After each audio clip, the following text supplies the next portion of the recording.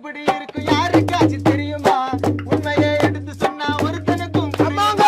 வட சென்னை எப்படி இருக்கும் யாருக்காச்சும் தெரியுமா உண்மையை எடுத்து சொன்னா ஒருத்தனுக்கும் புரியுமா